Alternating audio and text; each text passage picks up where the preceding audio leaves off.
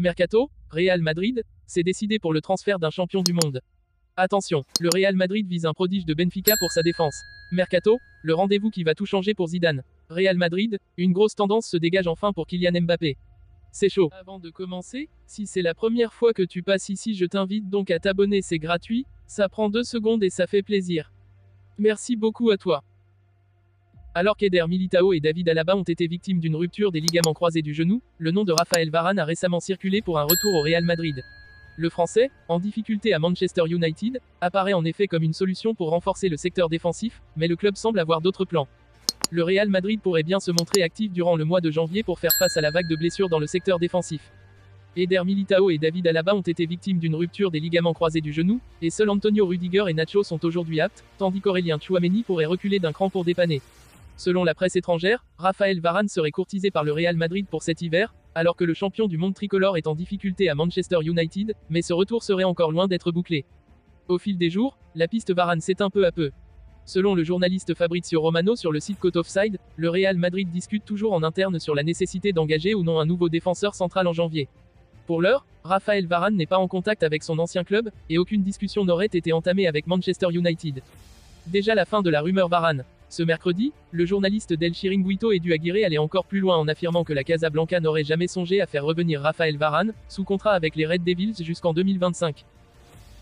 Eder Militao et David Alaba blessés, le Real Madrid se chercherait toujours un nouveau défenseur pour la deuxième partie de saison.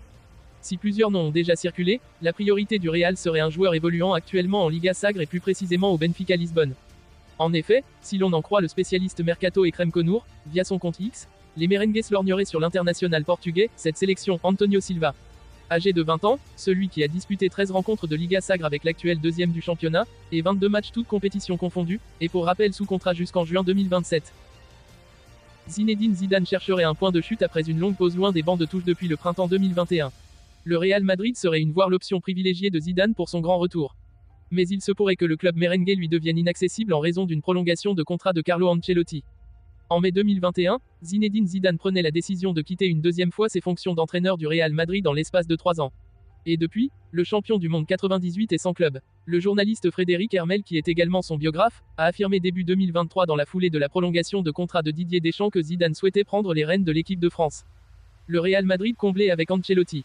Et depuis, Zinedine Zidane est annoncé aux 4 coins de l'Europe et notamment au Real Madrid dans le cadre de la succession de Carlo Ancelotti. Le contrat de l'entraîneur italien au Real Madrid arrivera à expiration à l'issue de la saison et son nom est lié à la sélection brésilienne.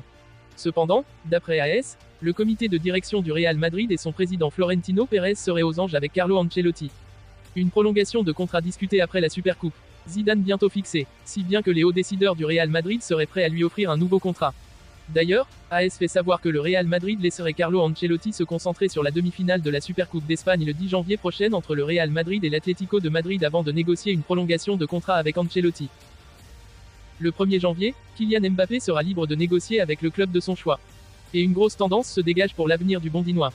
Kylian Mbappé occupe le terrain médiatique. D'ailleurs, il est la 4e personnalité la plus médiatisée en France d'après une étude dévoilée par Ouest France et le baromètre Tagadet. Le footballeur de 25 ans arrive derrière le président de la République, Emmanuel Macron, Elisabeth Borne, première ministre, et Gérald Darmanin, ministre de l'Intérieur. Mais sur le plan sportif, KM7 est bien le numéro 1. Souvent mis à l'honneur en France, il fait aussi couler beaucoup d'encre en Espagne. Le feuilleton Mbappé repart de plus belle. Aucun classement n'est sorti à ce sujet, mais nul doute que le capitaine des Bleus figure parmi les personnalités les plus médiatisées de l'autre côté des Pyrénées.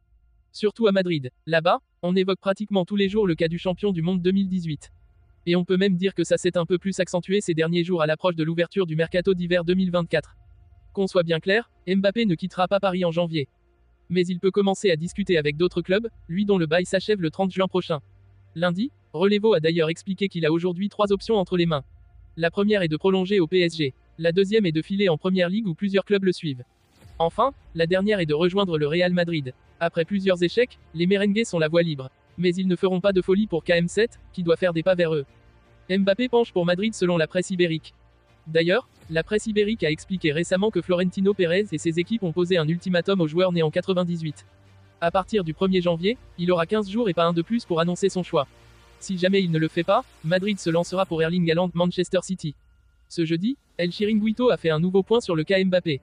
La célèbre émission espagnole a expliqué que le Français ne va pas prolonger à Paris. De plus, il a été précisé qu'il est plus proche du Real Madrid qu'il y a 6 mois. Des informations qui vont dans le sens de celles de Ramon Alvarez de Mon, qui travaille pour Radio Marca. Mbappé veut signer pour le club et il est disposé à signer dès le mois de janvier. Les conditions du Real Madrid seront inflexibles. La date de la signature est claire, le Real Madrid ne va pas attendre plus longtemps. Les conditions sont fixées depuis 2022 quand Mbappé négociait avec le club. Le feuilleton Mbappé est reparti de plus belle en Espagne.